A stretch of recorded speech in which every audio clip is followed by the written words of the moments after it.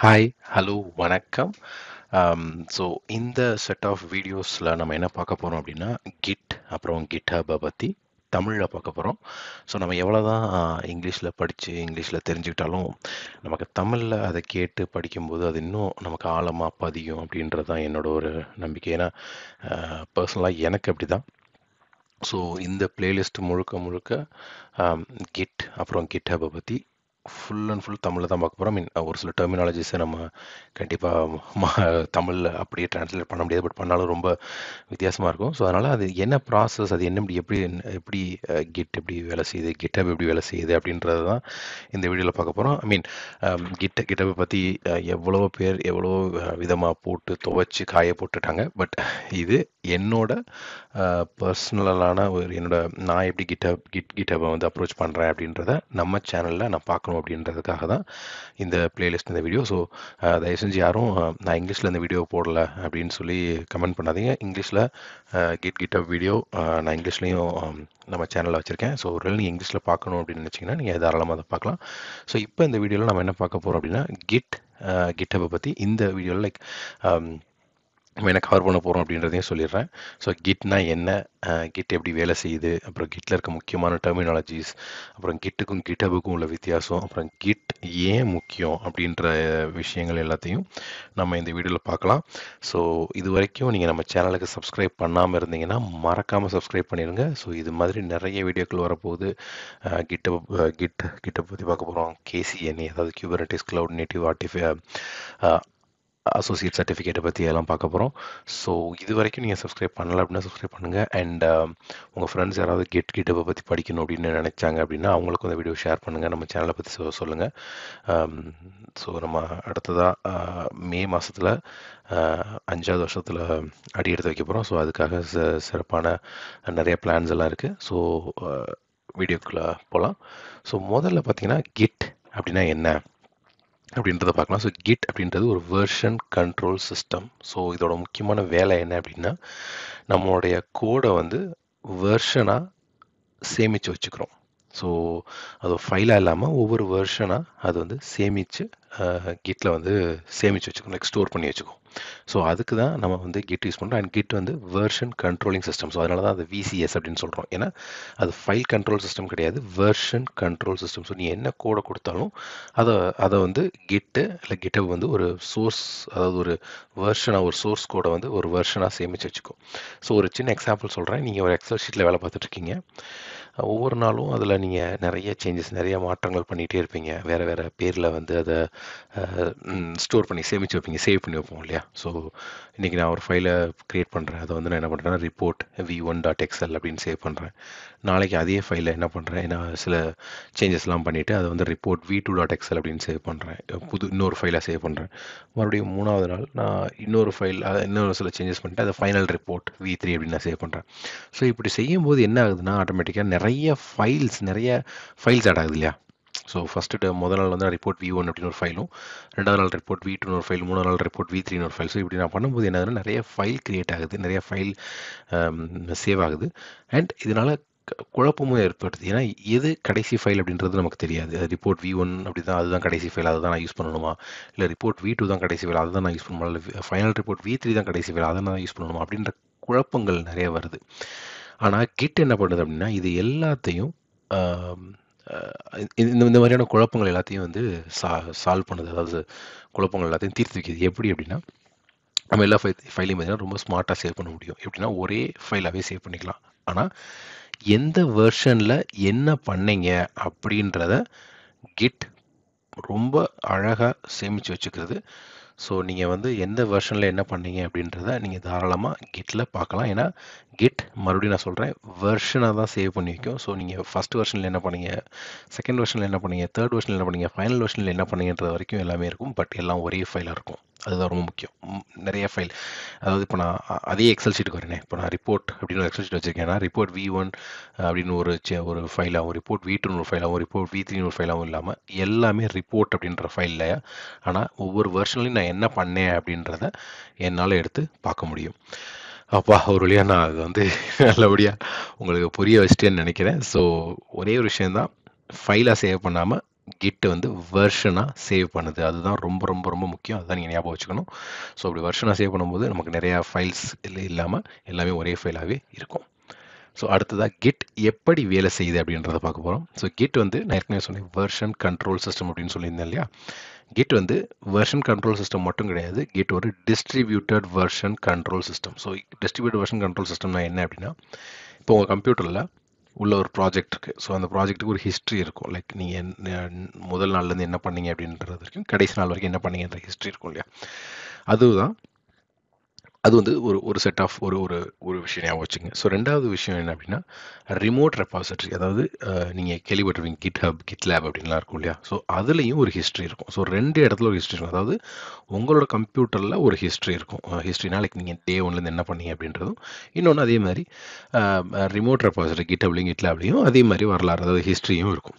கரெக்டாக. ஸோ இப்போ கிட் மூலமாக நீங்கள் என்ன செய்யலாம் அப்படின்னா, கோட் சேஞ்ச், அதாவது கோடில் ஏதாவது சேஞ்சஸ் பண்ணணும், மாற்றங்கள் ஏதாவது பண்ணணும் அப்படின்னா நீங்கள் செய்யலாம். பழைய வெர்ஷனை பார்க்கணும் அப்படின்னா பார்க்கலாம். அதில் ஏதாவது நீங்கள் ரிவர்ட் பண்ணணும், ஏதாவது நீங்கள் மாற்றணும், சேஞ்ச் பண்ணணும், இல்லை பழைய வெர்ஷனாக கொண்டு போகணும் அப்படின்னாலும் நீங்கள் பண்ணலாம். இது போக ஒரே ப்ராஜெக்டில் பல பேர் வேலை பார்க்கலாம். ஒருத்தர் கிடையாது, பல பேர் ஒரே நேரத்தில் வேலை செய்யலாம் ஒரே ப்ராஜெக்டில். இது கிட்டில் சாத்தியமாகுது. ஏதாவது கான்ஃப்ளிக்ட்ஸ் இருக்குது அப்படின்னா அதையும் நீங்கள் ஹேண்டில் பண்ணலாம். கான்ஃப்ளிக்ட்ஸ் அப்படின்னா நிறைய பேர் வேலை பார்க்குறதுனால வர்ற ஒரு குழப்பங்கள், ஒரே ஃபைலில் வேறு வேறு லைன்ஸ் ஆஃப் கோட் இருந்துச்சு அப்படின்னா அதையும் நம்ம ஹேண்டில் பண்ணலாம் கிட்டு மற்றும் கிட்ட மூலமாக. அப்புறம் பிரான்ச்சை உருவாக்கி பேரலாக ஒர்க் பண்ணலாம். ஃபார் எக்ஸாம்பிள், இப்போ லாகின் அப்படின்னு ஒரு பேஜ் இருக்குது.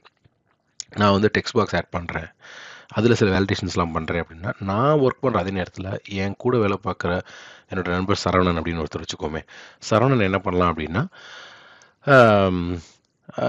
பாஸ்வேர்டு அப்படின்ற டெக்ஸ்ட் பாக்ஸில் அவர் என்னென்ன வேலிடேஷன்ஸ்லாம் பண்ணணுமோ அது எல்லாத்தையும் பண்ணலாம். ஸோ ஒரே நேரத்தில் நான் லாகின் பட்டனையும், நான் யூசர் நேம் டெக்ஸ்ட் பாக்ஸையும், என்னோட நண்பர் சரவணன் அப்படின்றவர் பாஸ்வேர்டுன்ற டெக்ஸ்ட் பாக்ஸையும் ஒரே நேரத்தில் பேரலாக ஒர்க் பண்ணலாம். இது GitHub மூலமாக தான் சாத்தியமாகுது.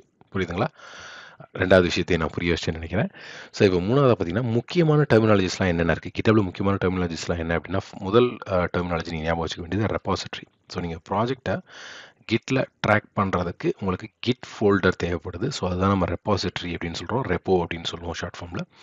ரெண்டாவது கமிட். ஸோ ஒரு பர்டிகுலர் சேஞ்சை நீங்கள் ஒரு ஸ்னாப்ஷாட்டாக சேவ் பண்ணணும் அப்படின்னா நீங்கள் வந்து கமிட் அப்படின்ற விஷயத்தை ஞாபகம் வச்சுக்கணும். ஸோ ஸ்னாப்ஷாட் அப்படின்றது ஒரு ஃபோட்டோ மாதிரின்னு வச்சுங்களேன்.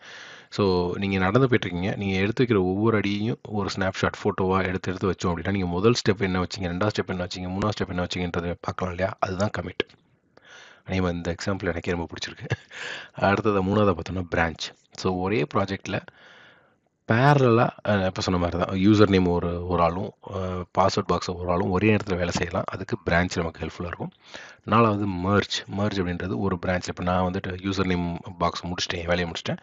சரவணன், என் ஃப்ரெண்ட் சரவணன் வந்து பாஸ்வேர்ட் பாக்ஸை முடிச்சிட்டார். ஸோ இப்போ 2 பேரும் என்ன பண்ணுறோன்னா ஒரே நேரத்தில் மர்ஜ் பண்ணிக்கலாம் கூட. ஸோ என்ன ஆகுது, 2 பேரும் ஒரே நேரத்தில் வேலை பார்க்க முடியுது. அதுக்கு மர்ஜ் பண்ணும்போது எங்களோட வேலையும் சீக்கிரம் முடியுது இல்லையா. அடுத்ததாக க்ளோனிங். ஸோ க்ளோனிங்கில் என்ன பண்ணுறோம் அப்படின்னா, ஒரு ரிமோட் ரெபாசிட்டரியை லோக்கலாக நான் வந்து காப்பி பண்ணி வச்சுக்கிறேன். ஃபார் எக்ஸாம்பிள், இப்போ என் டீமில் ஒருத்தவங்க வேலை பார்க்குறாங்க, அது வந்து GitHubல இருக்குது அப்படின்னா, அதை நான் என் லோக்கலில் என்னோட லேப்டாப்லையோ, என் ஆஃபீஸ் லேப்டாப்லையோ, என்னோட பர்சனல் லேப்டாப்லையோ நான் அதை வந்து ஒரு காப்பி எடுத்து வச்சுக்கிறதுக்கு பேர் தான் க்ளோனிங் அப்படின்னு சொல்கிறோம். நீங்கள் ஃபார் எக்ஸாம்பிள் இப்போ க்ளோனிங் ரொம்ப காமனான வார்த்தை தானே. இப்போ ஒரு மனுஷன் மாதிரி இன்னொரு மனுஷனை உருவாக்குறது, ஒரு ஆட்டு மாதிரி இன்னொரு ஆடை உருவாக்குறது, அதுதான் க்ளோனிங் இல்லையா. அடுத்ததாக புல் அண்ட் புஷ். அதாவது நான் லோக்கலில் என் மிஷினில் ஒரு சேஞ்ச் பண்ணியிருக்கேன் அப்படின்னா, அதை நான் ரிமோட்டுக்கு அனுப்புகிறேன் அப்படின்னா அதுக்கு பேர் புஷ். ரிமோட்டில் இருக்க ஒரு சேஞ்சை நான் என் லோக்கலில் வாங்கிக்கிறேன் அப்படின்னா அது பேர் புல். ஓகேங்களா. இது பேசிக்காக அதே தான். ஸோ நான் புஷ்ன்றது தள்ளுறது. என்கிட்ட இருக்க கோடை நான் வந்து ரிமோட்டுக்கு தள்ளுறேன் அப்படின்னா அது புஷ். ரிமோட்டில் இருக்க கோடை நான் வந்து என் கையை பிடிச்சி இழுக்கிறது அப்படின்றது புல். அவ்வளோதான். அது ரொம்ப சிம்பிளானது தான். இதுவும் நான் ரொம்ப அழகாக புரிய வச்சுன்னு நினைக்கிறேன். அடுத்ததாக கிட்டுக்கும் GitHubக்கும் என்ன வித்தியாசம். ரெண்டும் கிட்டத்தட்ட ஒரே மாதிரி தான் இருக்குது. GitHub அப்படின்ற ரெண்டும் ஒரே மாதிரி தான் இருக்குது. ஸோ என்ன வித்தியாசம் அப்படின்னு பார்த்தீங்கன்னா, கிட்டுன்றது ஒரு டூல், ஒரு சாதனம், ஒரு சுத்தியல் மாதிரின்னு வச்சுக்கோங்களேன். கிட்டுன்றது ஒரு சுத்தியல் மாதிரி. GitHub அப்படின்றது ஒரு ஆன்லைன் சர்வீஸ். அதாவது ஆன்லைனில் நீங்கள் ஆன்லைன் இல்லை அப்படின்னா உங்களால் GitHub யூஸ் பண்ண முடியாது. ஆனால் ஆன்லைன் இல்லைனாலும் உங்களால் Git யூஸ் பண்ண முடியும். ஏன்னா சுத்தியல் மாதிரின்னு சொன்னேன் இல்லையா. ஸோ உங்கள் மிஷினில் நீங்கள் வந்து Git யூஸ் பண்ணலாம். ஆன்லைன், அதாவது இன்டர்நெட் தேவைப்படாது. ஆனால் GitHub நீங்கள் யூஸ் பண்ணணும் அப்படின்னா உங்களுக்கு இன்டர்நெட் தேவைப்படும். இது எதுக்கு அப்படின்னா, இந்த கிட் ரெபாசிட்டரி இருக்குது பார்த்தீங்களா, அதை நீ ஆன்லைனில், அதாவது இன்டர்நெட்டில் சேமித்து வைக்கிறதுக்கு, மற்றவங்களோட ஷேர் பண்ணுறதுக்கு, மற்றவங்களோட கொலாபரேட் பண்ணுறதுக்கு எல்லாத்துக்கும் உங்களுக்கு GitHub தேவைப்படும். அண்ட் அதுதான் GitHub. ஸோ கிட் அப்படின்றது உங்களோட லோக்கல் பிசி. இப்போ என்னோட மெஷினில் நான் யூஸ் பண்ணக்கூடியது கிட். அதே இது நான் க்ளவுடில் ஒர்க் பண்ணக்கூடியது வந்து ரெப்போ. க்ளவுடில் இருக்கிற ரெப்போ வந்து கிட்ஹப். ஸோ இதுதான் கிட்டுக்கும் கிட்ஹப்புக்கும் உள்ள வித்தியாசம். ஸோ இது போக சில பேசிக்கான கமாண்ட்ஸ் எல்லாமே இருக்குது. கிட் இனிட் அப்படின்னு சொல்லுவோம். இது வந்து என்ன, ஒரு கிட் ரெப்போவை உருவாக்குறதுக்கும், கிட் ஸ்டேட்டஸ் அப்படின்றது இப்போ தற்போதைய நிலை என்ன, என் கிட்டோட நிலை, நான் ஃபைல் ஆட் பண்ணணுமா, நான் எதாவது கமிட் பண்ணணுமா அப்படின்றத தெரிஞ்சுக்கிற விஷயம் தான் கிட் ஸ்டேட்டஸ் அப்படின்றது. மூணாவதாக கிட் ஆட் ஸ்பேஸ் டாட் அப்படின்னு சொல்லுவோம். ஸோ இதெல்லாமே நம்ம போக பார்க்க போகிறோம். பட் இப்போ பேசிக்காக சில கமெண்ட்ஸ் உங்களுக்கு சொல்லித்தரேன். ஏதாவது மாற்றங்கள் இருக்குது, நான் ஸ்டேஜிங்கில் சேர்க்கணும் அப்படின்னா நான் கிட் ஆட் அப்படின்னு கொடுத்தேன்னா அந்த ஃபைல் எல்லாமே ஆட் பண்ணிடும். அப்புறம் கிட் கமிட் மெசேஜ் அப்படின்னா நான் ஏதாவது ஸ்னாப்ஷாட்டை வந்து பதியணும், சேவ் பண்ணணும் அப்படின்னா நான் அதுக்கு கிட் கமிட் மெசேஜ் கொடுப்பேன். கிட் புஷ், உங்களுக்கே தெரியும், புஷ் அப்படின்னா இங்கேருந்து என்னோட லோக்கலில் வந்து நான் க்ளவுடுக்கு புஷ் பண்ண தள்ளுறது வந்து, அனுப்புறது வந்து கிட் புஷ்ன்னு சொல்ல போகிறேன். அண்ட் ரிமோட்டில் இருந்து நான் இழுக்கிறத வந்து இழுக்கிறது, மீன் லிட்டராக இழுக்கிறது தான். ஆக்சுவலாக இங்கே இருக்க கூட வந்து நான் என் மிஷின் லோக்கல் மிஷினில் இழுக்கிறது அப்படி இருப்பது கிட் புல். அப்புறம் கிட் லோன் நான் ஏற்கனவே சொன்ன மாதிரி தான், என்னைய மாதிரியே இன்னொரு காப்பி நான் உருவாக்க போகிறேன், என் ரெப்போ மாதிரி இன்னொரு காப்பி நான் உருவாக்க போகிறேன்னா, என்னோட லோக்கலில் உருவாக்க போகிறேன் அப்படின்னா அது கிட் லோன். அவ்வளோதான். ஸோ கடைசியாக ஏன் கிட் முக்கியம், இது ஏன் நான் கற்றுக்கணும், இதனால் எனக்கு என்ன பயன் அப்படின்னு சொல்லி நான் ஒரு விஷயம் கற்றுக்குறேன், இதனால் எனக்கு என்ன யூஸ் அப்படின்னு நம்ம கேட்போம் இல்லையா. ஸோ கிட்டை கற்றுக்கிறதுனால எனக்கு என்ன யூஸ் அப்படின்னா, டீம் கொலாபரேஷன். அதாவது என் டீமோட என்னால் இணைஞ்சு வேலை செய்ய முடியும். அதுக்கு எனக்கு கிட் வந்து ரொம்ப யூஸ்ஃபுல்லாக இருக்கும். ஃபார் எக்ஸாம்பிள் இப்போ நான் ஏற்கனவே சொன்ன மாதிரி தான், அவங்களோட ஒர்க் பண்ணும்போது நான் பேரலாக ஒர்க் பண்ணலாம். அப்புறம் நான் பண்ணுற சேஞ்சஸ் எல்லாம் இங்கே அனுப்பலாம், அவங்க பண்ணுற சேஞ்சஸை நான் ரிவ்யூ பண்ணலாம். ஸோ இந்த மாதிரியான கொலாபரேஷன் எல்லாத்தையும் நமக்கு வந்து கிட் மூலமாக செய்யலாம். ஏதாவது மிஸ்டேக், ஏதாவது தப்பு இருந்துச்சு அப்படின்னா ரொம்ப ஈஸியாக அதை வந்து நீங்கள் வந்து அன்டூ பண்ணலாம். அதாவது அதை வந்து ரிமூவ் பண்ணிடலாம். இது வந்து ரொம்ப சுலபமாக இருக்கும். யார் என்ன தப்பு பண்ணா, எந்த டைமில் பண்ணாங்கன்றது வரைக்கும் நம்ம மாட்டி கொடுத்துருவோம். ஆக்சுவலாக சொல்ல போனால் கிட்ஹப். ஸோ ரொம்ப ரொம்ப ஈஸியாக நம்ம தவறுகளை வந்து சரி பண்ணலாம். ப்ரொடக்டிவிட்டி வந்து இம்ப்ரூவ் பண்ணலாம். நான் சொன்ன மாதிரி இப்போ ஒரு டீமில் 10 பேர் இருக்காங்க அப்படின்னா 10 பேரையும் பேரலாக ஒர்க் பண்ணும்போது, ஃபார் எக்ஸாம்பிள் இந்த ஏற்கனவே நம்ம சின்ன வயசில் படிச்சிருப்போம் இல்லையா, ஒரு வீடை ஒருத்தர் கட்டுறதுக்கு 10 நாள் ஆகுதுன்னா 10 பேர் சேர்ந்து கட்டினா எவ்வளோ நாள் ஆகும் அப்படின்வாங்க, ஒரு நாள் ஆகும் அப்படின்னு நம்ம சொல்லுவோம் இல்லையா. கிட்டத்தட்ட அதே மாதிரியான ஒரு கான்செப்ட் தான். ஸோ ஒருத்தர் ஒரு வேலையை பார்க்குறதுக்கு 10 நாள் ஆகும்போது 10 பேர் அந்த இடத்துல ஒரே இடத்துல கொண்டு வந்து ஒரே நாளில் அந்த வேலையை முடிக்கிறதுக்கு நமக்கு கிட்டப்லாம் ரொம்ப யூஸ்ஃபுல்லாக இருக்கும். அப்புறம் இண்டஸ்ட்ரியில் இது ஒரு முக்கியமான டூல். ஏன்னா மைக்ரோசாஃப்ட்டோட கையில் இருக்குது. ஸோ ரொம்ப ரொம்ப ரொம்ப முக்கியமான ஒரு டூல். அதனால் இது வந்து எல்லாருமே இப்போ யூஸ் பண்ணுறோம். கிட்டு கண்டிப்பாக நீங்கள் தெரிஞ்சுக்கணும். கிட் லேபில் நீங்கள் ஒர்க் பண்ணுறவங்களோ இல்லை அஷ்யூர் டெவலப்ஸ் இந்த மாதிரி எந்த டூல் ஒர்க் பண்ணாலும் உங்களுக்கு கிட் ரொம்ப ரொம்ப முக்கியம். ஸோ அதனால் கண்டிப்பாக நீங்கள் படிச்சே ஆகணும். அதுக்கப்புறம் இதுக்கு மாதிரி நிறைய அடுத்தது நம்ம பார்க்க போகிறோம். லைக் ஃபார் எக்ஸாம்பிள் நாளைக்கு வந்து கிட் எப்படி யூஸ் ஆகுது அப்படின்றத நான் உங்களுக்கு ஓப்பன் பண்ணியே காட்டுறேன். அதுக்கு முன்னாடி ஒரு கிட்டோட வரலாறு என்ன அப்படின்றத பார்ப்போம். யார் கிட் யூஸ் பண்ணுறா அப்படின்றதையும் பார்க்கலாம். ஸோ இது மாதிரி நிறைய விஷயங்கள் இருக்குது. அப்புறம் கிட் எப்படி இன்ஸ்டால் பண்ணுறது, அப்புறம் விண்டோஸில் எப்படி இன்ஸ்டால் பண்ணுறது, மேக்கில் எப்படி இன்ஸ்டால் பண்ணுறது, எப்படி வந்து பேரை கான்ஃபிகர் பண்ணுறது, இமெயிலை கான்ஃபிகர் பண்ணுறது, இது எல்லாத்தையுமே நம்ம பார்க்க போகிறோம். ஸோ இது எல்லாமே உங்களுக்கு ரொம்ப ரொம்ப யூஸ்ஃபுல்லாக இருக்கும். ஸோ மறக்காமல் நான் ஏற்கனவே சொன்ன மாதிரி தான் நம்ம சேனலை சப்ஸ்கிரைப் பண்ணிடுங்க. அண்ட் உங்கள் ஃப்ரெண்ட்ஸ் யாராவது தமிழில் நான் கற்றுக்கணும் அப்படின்னு நினைக்கிறாங்க அப்படின்னா அவங்களுக்கும் நம்ம சேனலை ஷேர் பண்ணுங்கள், சப்ஸ்கிரைப் பண்ண சொல்லிடுங்க. உங்கள் ஃபேமிலியில் இருக்கவங்கள்ட்ட சப்ஸ்கிரைப் பண்ண சொல்லுங்கள். எதுக்கு சப்ஸ்கிரைபர் கவுண்ட்டுக்காக தான், வேறு ஒன்றும் இல்லை. ஓகே, ஸோ ஜோக்ஸ் அப்பார்ட், உங்களுக்கு இந்த வீடியோ கண்டிப்பாக பிடிச்சிருக்குன்னு நினைக்கிறேன். ஸோ மறக்காமல் உங்களுக்கு ஏதாவது சந்தேகம் இருந்தால் நம்ம சேனல் சப்ஸ்கிரைப் பண்ணுங்கள். நமக்கு ஒரு சேனல், வாட்ஸ்அப் சேனலும் இருக்குது. ஸோ உங்களுக்கு சந்தேகம் இருந்தால் அங்கேயும் நீங்கள் ஜாயின் பண்ணுங்கள். உங்களுக்கு சந்தேகம் இருந்தாலும் கேளுங்க. ரொம்ப சந்தோஷம் உங்கள் கூட பேசினது. ஸோ அடுத்த வீடியோவில் கண்டிப்பாக நம்ம சந்திப்போம். அது வரைக்கும் bye bye from your Vasanth Shanmugam and take care. And bye bye from Vashant Shanmugam and Little's Law YouTube channel. Take care and bye bye.